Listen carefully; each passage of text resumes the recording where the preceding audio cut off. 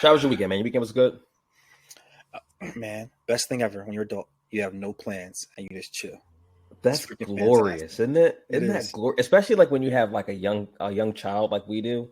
Yeah. It's just like having a weekend where you really have nothing on the docket is like sometimes it's the best weekend. It really is. How was your weekend? My weekend was great, man. I actually did do something though. Okay. Me and my wife went to Charlotte to go see my grandparents on my dad's side who have not met the baby yet. So, Yeah. I'm just blessed that I still have my grandparents, and that they live long enough to have great grandchildren. So, we got breakfast with them, hung out with my cousins a little bit. So, yeah, it was nice, man. It was pleasant. It was That's real pleasant. cool. I That's real, real enjoyed it. I cool. enjoyed it. Yeah. Yeah. So, What we get into today? So it is Tuesday. Happy Tuesday, listeners. We are back with another episode of Tuesday Thrones. I am your host, Chris, with the homie Duran, aka Medic Grizzly. And today, guys, we are getting back into a Game of Thrones, Jon 2. So, Duran, I was reading this chapter today, and so very fast. I was just like, you know what, man? Finally, our listeners are going to hear why we dislike Catelyn so much, because she's just so fucking unnecessary in this chapter, bro. It's ridiculous. Like, there's no need for her. There's really no need for her to be how she is in this chapter. I understand she's grieving and everything like that, but dude, she treats Jon like shit any chance he gets. I mean, so just to give you guys a quick little recap, Jon is about to leave for the Wall. And so he's, doing his farewells around the castle. He goes to go see Bran. And he's been kind of dreading it for a while because Lady Catelyn's there. And obviously Lady Catelyn doesn't like Jon. So he finally musters up the courage. He goes up there to go see Bran off. And I mean, he's just immediately met with just vitriol from Catelyn. So like Duran, like obviously, like, again, this is your first time reading these books, so you've seen the show. What was your reaction to just like seeing it on the page, like seeing like Lady Catelyn and Jon's relationship like on the page? You ever like want to go? People like to go through a TV screen and like they want to put hands onto a character. She's a female. Yeah. I don't want to do that. But you ever want to go through a book and be like, "Yo, just shut up. Just shut up. Just stand there, be quiet. There's no need for you to speak, breathe, move, nothing." That is what she is right now. She's worse than the queen, bro. Like, she's worse than the queen right now, and period at all. Like, she has no love for Jon, and her toxicity is so, like, it's on the you magnify it by 1,000,000,000. This man walked into the room to go check on his little brother. He's already nervous about it. And then you say, "What do you want? Why are you here?" Not for you, Trick. Like, why are you acting this way? It's not for you. Like, leave me alone. I didn't come here to see you. Like, so why are you talking to me? Like, just leave me alone. Your presence is not wanted. I need it is yours. Like, get out of here. I'm going to check on my man very quick. That's all I'm doing. He said Bran looked frail, showing his ribs. He just wasn't himself. And then Jon was like shook up by it. He doesn't have time to manage dealing with, one, he's going to the Wall. Two, he just seen how everyone was interacting in the ball and how he was the outsider. He already knows he's not wanted here. I don't want to deal with you too, man. Get out of my face. This woman's she's like the definition of toxic, bro. That's what she is. She's actually the worst. And I get it, guys. She's grieving. Her son may die. Like, he's holding on for dear life. But there's still no reason whatsoever for her to be such a bitch to Jon every chance she gets. But anyways, moving on. This is about Jon. This is not about her. We're not. Catelyn will have plenty more chapters. But it also tells you why Jon wants to go. Like, Jon does this daily, and it shows you why him packing his stuff and him going to the Wall is needed. It's so needed for his character development and him as a man. Like, you just gotta get away from there. Well, I mean, because he has no place there.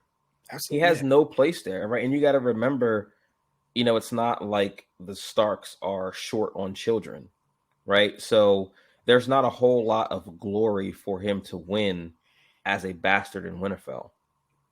I mean, and we've seen, bastards rise high in the ranks on the wall, or at least, it's been alluded to in previous chapters that we've read when he was talking to his uncle Benjen earlier. Um, so he feels like that's really his only path here. So I mean, it's sad, it's fucked up, but I do like that Jon stands up to her. And she's like, do you want me to call the guards? And he's like, call them. You can't stop me from seeing them. And I was just like, good for you, Jon. Good for you. Oh, and like you see the maturity in him growing, because he even says, like, when he's thinking to himself, you know, her saying that before would have made him run away, would have made him cry. But he's about to be a sworn brother of the Night's Watch, so he can't. You know what I mean? He's got to show some emotional fortitude here. And going to Bran, I love how they kind of describe his current like physical state. Because on the show they just have him there like he's sleeping, like his eyes are closed. His eyes are actually open in the books, so he really looks like he's dead. If it wasn't for his chest moving up and down when he's breathing, you would assume that he's dead. I mean, he's lost all his weight. I mean, and I love how George R. Martin describes Bran in these ways.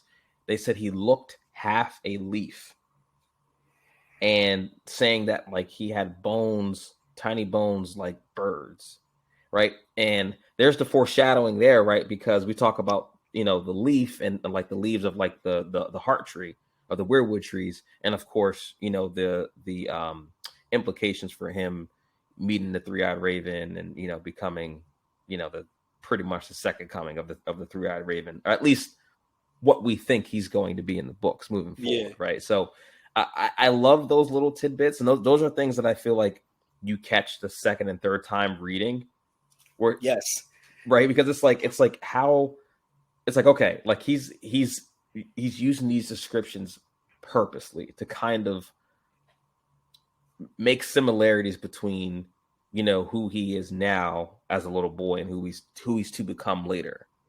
Like the foreshadowing in this book that George R. R. Martin does is nothing less than stellar. And like you said, like these are things you would not catch on if you're reading chapter by chapter. There was no TV show. It's your first time reading this. You're not looking at it as in that because you don't know about that. You're just looking at this as a young boy who's not what he once was, and how he is so emotionally tied to the family that everyone's just distraught. No one knows what's going on, which also adds on more of why she is the epitome of a class A jerk. This man's about to leave the room. He's emotional. He just saw that. And she says, Jon. She never calls him by his name. He turns around, and then you still have more cruel things to say. And going to say, I wish it was you. What? Like, who says that? Like, that was so unnecessary. Like, one time. This is one time in the mouse. Please, what are you doing? What are you doing? It was just so unnecessary. And like, again, we talk about the maturity of Jon, because when he goes down to the yard and he meets Robb after he gets away from Catelyn, when Robb asks about his mom, about how his visit was, Jon's just like, she was very kind. And he just leaves it there. And like, Robb knows that his mom treats him like shit. And he understands, but he understands the dynamic of it all. Like, Jon can't come out and talk shit about Lady Catelyn. He just can't. Yeah. He just can't. You know what I mean? But like, I think even more so, Jon wouldn't. Like, that's just not his thing. You know what I mean? To shit on people in that way, especially like talking to his brother Robb about his mother. Like, he's just not going to do that, right? So, but yeah, so I mean, moving on, we see Jon go to the armory, and pick up his present for Arya, which of course we had this scene in the show. It was great, and it kind of just shows you like how close Jon and Arya are, and how alike they are, like together, like against like all the other Starks. Because he talks about like her eyes, how she had dark eyes like him. But it's just a really touching moment for like their last kind of interaction before he goes away to the wall. What did you think about just Jon kind of going around doing all his different farewells? I was so happy that ended with Arya. Like, it just, because that's his heart, man. That's just like this. He gets so happy, and then seeing her just be her. He's like, "What did you do now? I didn't think we'd be able to see you." And she just threw all of her clothes inside of her camp, ready to leave. It's not Lady, like that's not who she is. Like, accept who she is. And Jon and they both have this dynamic where I see you, and it's just really cool. And then they start talking about, "Hey, I got you a present," and just see her eyes light up again. It's like this pure joy of him just dealing with this madness of this woman, to him having to be the humble, mature leader and not say anything bad about the lady of the house, to now that having someone actually loves him and he can be himself. That wave was really cool. Really, really cool. How do you feel about the description of Needle in the book and then how we've seen on the television show? So to like echo everything like you just said about Jon, it was really sweet to just see, like the chapter come full circle. Like at the beginning, he's like super nervous. He's really afraid. And he has to endure that verbal punishment that he always has to endure with Lady Catelyn. And then seeing it come full circle with him, talking to Rob, saying goodbye to Rob, and then talking to Arya, who was objectively his favorite. As far as the description of like the sword, I think the show did a pretty good job of like bringing that to life. It's again, it shows their connection, that like he knew her, he kind of knew what weapon would work best for her, but also too that she would want a weapon, right? Because remember, she is not supposed to have a sword at all. So for him to even like sneak this in for her and to have the armorer of the castle do it, it just goes to show you that like how deep their relationship is, like how close they are, that like even the armorer would be like, sure, yeah, I'll make it. I know who you're making this for. I'll make it. I mean, it's a cute little gesture. And how they both were like, "Hey, you can't tell your sister. You cannot tell your sister." Yeah. I thought that was hilarious because like they both are just like have accepted that Sansa's a prude, and they're just like, don't tell Sansa anything because she's gonna fuck it up for everybody. Yeah. She's like, you can't cut someone's head off, but you can do a lot of poke if you're fast. I am fast. Just like the reaction to it. Yeah. That's so cool. It's like the big brother, little sister vibe that you really appreciate. Yeah. I'm looking forward to seeing them. Another little thread in this chapter too, like they talk about each Stark character in relation to their direwolves, where like the window was open in Bran's room and the direwolf is constantly howling. It's like the direwolf is like trying to will him back to life, right? They talk about how Rob, in the fallout of Bran falling and his mom kind of collapsing emotionally, seemed to get older and wiser and stronger along with his direwolf, right? Same thing with like Arya. Like we're seeing kind of the progression of their training. Like she can just send the wolf outside the door and tell her to guard.